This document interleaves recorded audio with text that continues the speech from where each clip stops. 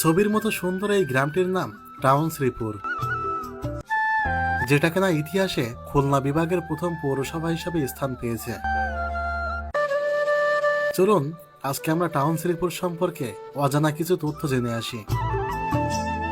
সাতক্ষীরা জেলার দেবাটা উপজেলার ইছামতি নদীর তীর ঘেঁষে দাঁড়িয়ে থাকা একটি ঐতিহাসিক গ্রাম হলো টাউন শ্রীপুর।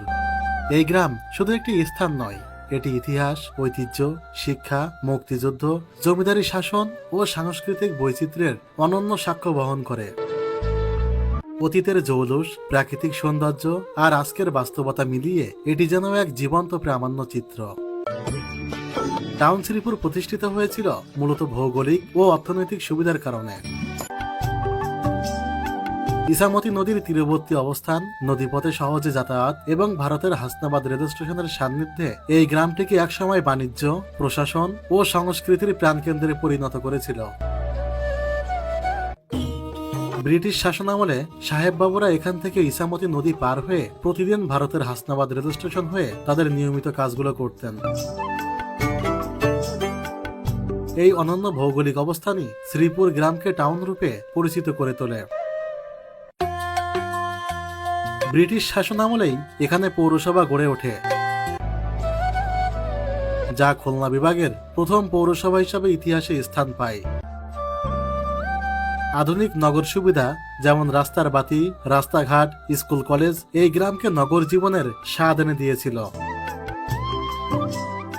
এখানে রয়েছে একটি সরকারি প্রাথমিক বিদ্যালয় এবং একটি মাধ্যমিক বিদ্যালয়, যা প্রজন্ম থেকে প্রজন্মে জ্ঞানের আলো ছড়িয়ে যাচ্ছে। টাউন শ্রীপুরকে সম্প্রতি স্বাস্থ্যকর গ্রাম হিসাবে ঘোষণা করা হয়েছে। এটি স্থানীয়দের স্বাস্থ্য সচেতনতা ও উন্নত জীবনযাপনের প্রতীক। এই গ্রামের পোস্ট অফিস এখনো দাঁড়িয়ে আছে অতীতের সাক্ষী হয়ে।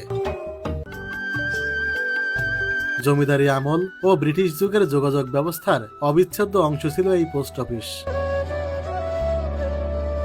এখানকার জমিদার বাড়িগুলো একসময় আভিজাত্য ও সমৃদ্ধির প্রতীক ছিল। অলংকৃত দরজা, রাজকীয় স্থাপত্য আর প্রাচীন কারুকাজ আজও ইতিহাসের নীরব সাক্ষী। যদিও অনেক স্থাপনা ভগ্নাদশায় রয়েছে, তবুও তাদের রূপকথার মতো আভিজাত্য এখনো অনুভব করা যায়। 1971 সালের মুক্তিযুদ্ধে টাউন শ্রীপুরের ভূমিকা বিশেষভাবে গুরুত্বপূর্ণ। ক্যাপ্টেন শাহজাহান মাস্টার সহ বহু মুক্তিযোদ্ধা এখানে যুদ্ধ করেছেন।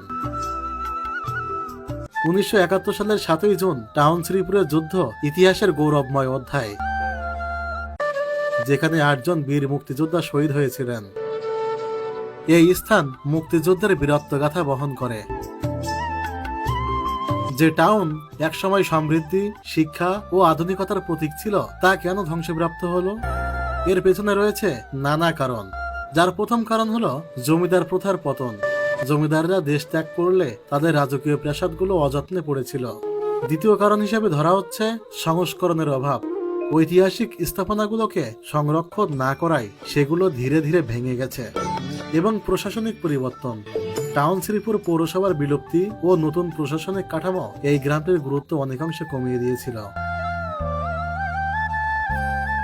আজকের টাউন শ্রীপুর একদিকে ইতিহাসের ভগ্নাবশেষ, অন্যদিকে প্রাকৃতিক সৌন্দর্যের এক অপূর্ব স্থান। এই গ্রামের পাশ দিয়ে বয়ে যাওয়া ইছামতি নদী এই গ্রামের প্রাণ। নদীর ওপারে ভারতকে চোখে দেখা যায় খুব সহজেই।